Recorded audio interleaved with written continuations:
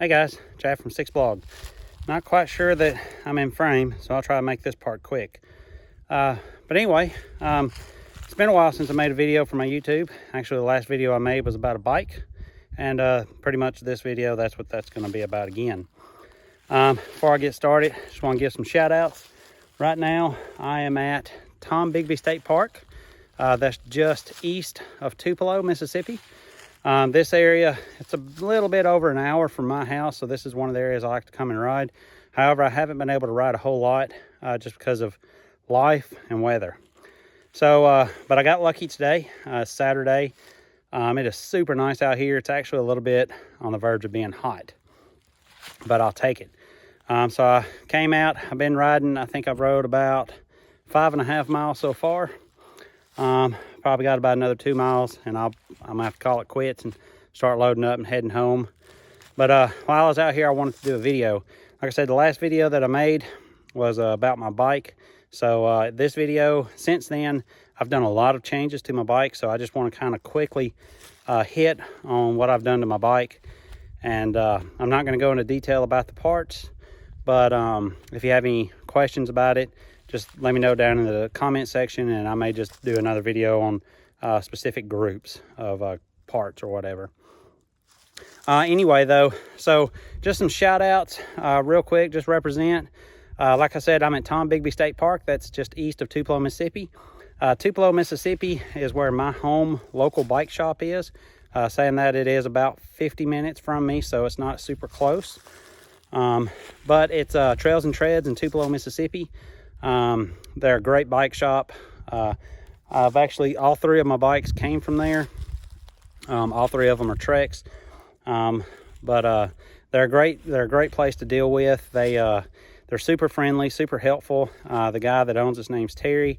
I love just going up there and just talking with him. I like watching him get excited about bike stuff, and you know, that just carries over into why I like the bike shop, because they're passionate about what they do. Also, Matthew is their lead tech, Matthew Knight, and he's just a guru when it comes to working on bikes. So everything that I've done to my bike, except for actually building the new wheels, I've done. Matthew built the new wheels for me. But saying that, even though I did it, I still harassed him pretty hard through private message and stuff like that. Taking my bike up there, just letting him look at things that I've done and just make corrections and stuff, because I'm learning all this stuff.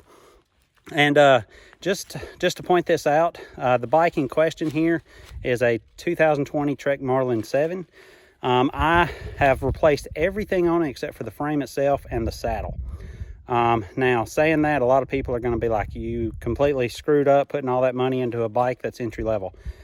That's fine with me. I did it because I'm going to be riding this bike for a long time. I can't really afford to buy another one. Of course, the money I put into this bike, I could have had a technically better bike, but actually, in my opinion, not really, because even though I would have had a better bike, it still wouldn't have had some of the components that I still wanted, so it still would have cost me more. I'm happy about the way I did it. I can't suggest somebody else to do it, but it's the way I did it, partly because I do live about an hour from the bike shop, so if anything happens, I need to be able to do something myself. So I have done pretty much everything to this bike, like I said, except build the wheels. And like I said, that doesn't mean I did everything right. The guys at my local bike shop, Matthew in particular, has really corrected a few things for me and just kind of helped me along with things. So definitely a huge thumbs up to Trails and Treads in Tupelo, Mississippi. Definitely, if you're in the area, check them out. All right, something else that I do want to point out, not everything that's on my bike came from Trails and Treads. There's some things that they just couldn't get, and there's some things that I just ordered online.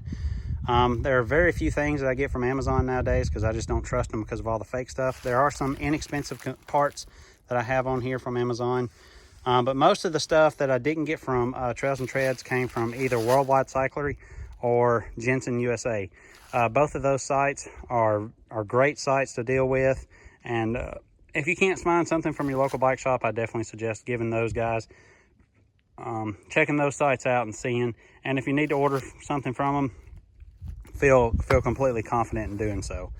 So anyway, so I'm gonna get to the bike. Like I said, I'm just gonna kind of hit kind of generic like on it. So like I said, this is the 2020 Trek Marlin 7. It's the Emerald Iris color. I want to say right off the bat that not everything that I have is something that I would absolutely get again. But it's what I have now, and I'm not really putting any more money into it until I wear out the stuff that I have. However, there's nothing on here that I regret having. So to start off with, the biggest things you see is the wheels.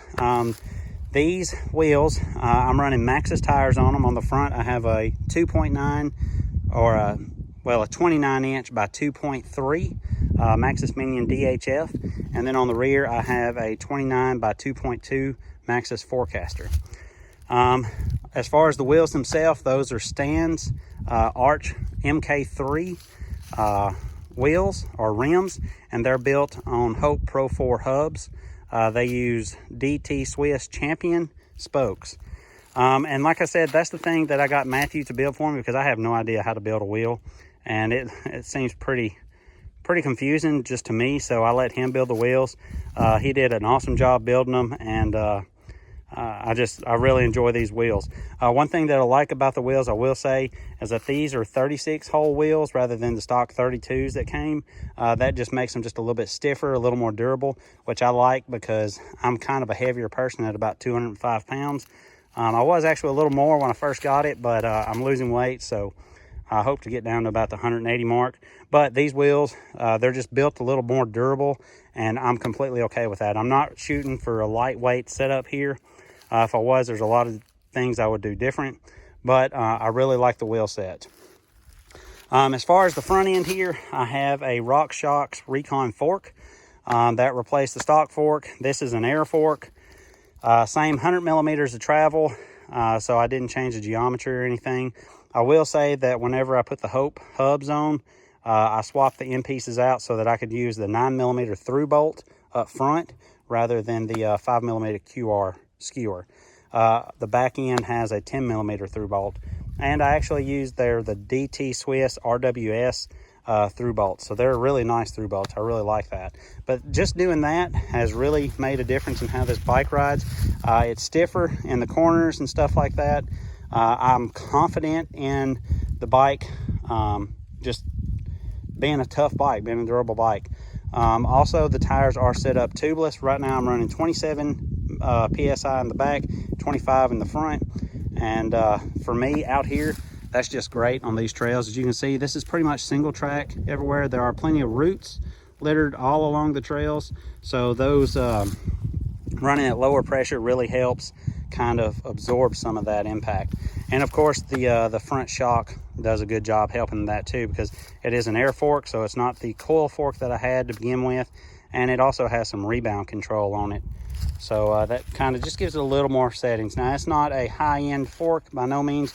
However, I'm limited to the fork that I could put on here because of the head tube. It's a straight head tube. It's not a tapered head tube. So anyway, so that's what I have. As far as my cockpit, I went for the most part with a P&W Components cockpit. I've got the P&W range handlebars, which is actually 760 millimeters rather than 720, which came stock. I went with the loam grips. I have a loam lever, and that goes with my dropper seat post. Of course, this bike did not come with a dropper seat post, but it is also a P&W. It's the Cascade dropper seat post, and I really enjoy that. As far as the rest of the cockpit, I changed my brakes out to Shimano Dior. This is the M6000. It's the entry-level Dior setup, but I really do like the brakes. I went with the RT66 rotors. They're still a one-piece rotor. However, the next step up is the two-piece, and I felt like this was fine. I did go up to a 180 on the front, and I stuck with a 160 in the back. Other than that, of course, I went with the P&W range stem. Some of the pieces I said I got off Amazon is just these little carbon fiber stem spacers here. There wasn't nothing to it. I do have a wolf tooth stem spacer up top. I changed my headset to a Cane Creek 40 headset, and I think that's everything on the front end. Something I do want to point out is all of the bolts on the bike has been swapped out, and I'm using the better bolts. They're titanium bolts that are oil slick color, but I got them all from Better Bolts. They're a little more expensive than just standard bolts, but they are less weight. Like I said, I'm not really going for that, but I really love the oil slick color. I think they go with the bike, the color scheme of the bike real well, because the bike is an emerald iris color, which in some lights is green, some lights it's purple. So I think that works out real well.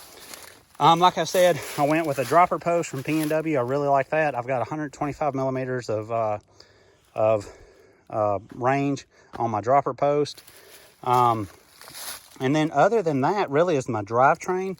Swapped it all out. On the front end, I ended up going to a 1x. That originally came with a 2x setup. I went with a 1x. It's an Originate HT2 bottom bracket. I've got the race face ride cinch crank arms in here. They're 175 millimeters, and I just put the little protectors on the bottom. Got some race face Chester flat pedals. I haven't clipped in yet, and honestly, I really like the flat pedal so far. But then I went to the single tooth single speed 32 tooth. It's the race face oval cinch chainring. I'm kind of up in the air about the oval, but I really do think it makes a difference. And I'll tell you what, I am really excited about this part. This is the Box Prime 9. This is the Box 2 setup. There's one more setup, but the Prime 9 was like, for the Box 1 was about $600 something. The Box 2 was like $269, and I actually got a 20% discount, so it just cost just over $200. For the cassette, the derailleur, this is a different chain. There's a story behind that I'm not getting into right now. But with the chain, and then with the Box 2 shifter. I've got to say, I am really, really enjoying this this cassette here. This whole setup, this whole drivetrain here. Previously, the stock setup came with an 11 by 36 tooth cassette, and this cassette here, or this ring here, is 36 tooth. Right now I'm actually in a 42 tooth, and then I've got a 50 tooth. And then when I pair that with a 32 tooth oval up front, it really makes climbing some of these hills out here at least manageable for me. Of course, I'm way out of shape. I could do a lot more if I was better shape, but this drivetrain really makes a difference. So that's pretty much it. Like I said, I'm really happy with the setup here. Really enjoying riding this thing.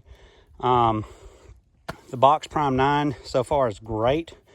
The riding the tires set up tubeless is great. Honestly, these tires are more kind of enduro downhill type tires. They're not cross-country tires. So they're probably overkill out here, but I'm telling myself that they are also giving me a little more traction, just because I'm still a new rider and I'm kind of learning. Of course, the back is not near as aggressive as the front. It's a forecaster. Honestly, this is one of the things that I would change if I did, was I would put the forecaster on the front and I would go with a Recon on the back, because the Recon just be a little faster rolling. And honestly, I think this is great grip for the trails out here. And I think this tire would do pretty good on the front instead of that big DHF. But anyway, so that's it. That's my Trek Marlin 7 completely modded out. Like I said, the only thing left on here stock is the frame and the actual saddle. I've replaced bolts, all the major components. I've even replaced the hanger that the derailleur is attached to. So this bike has completely been overhauled, and I'm not going to give you a dollar amount, but you'll figure it out real easy. What I've got in this bike now, I could have bought a Trek Stash 9.7. So I've got quite a bit of money into this. I do have a mud guard on here. Haven't really said anything about it. It's not really a big deal right now in this weather, but the times that I've been out here in the rain, man, you really eat some mud and dirt in the rain. So that's why I got that on there. Plus, it does kind of help keep these stanchions clean here. But anyway, so that's it. Like I said, if you have any comments or questions about specific things like the drivetrain or the cockpit or anything like that, just post them in the comments below, and I'll try and get around to making a video about that and answering any kind of questions I can. But until then, guys, I am going to continue going up the trail and enjoy the sunny day while I still have it. I appreciate you watching, and I'll see you next time. Later.